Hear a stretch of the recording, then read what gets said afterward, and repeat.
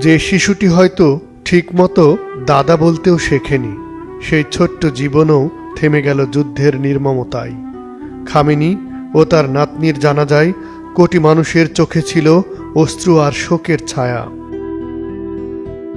যুদ্ধ শুধু সীমান্ত নয়, কখনো কখনো তা কেড়ে নেয় একটি শিশুর হাসিও। ইরানের প্রয়াত সর্বোচ্চ নেতা আয়াতুল্লাহ আলী খামেনি গত 28 ফেব্রুয়ারি তেহরানে যুক্তরাষ্ট্র ও ইসরায়েলের যৌথ বিমান হামলায় নিহত হন। সেই একই হামলায় প্রাণ হারায় তার মাত্র 14 মাস বয়সী নাতনি জাহরা মোহাম্মদী গোলপায়েগানিও।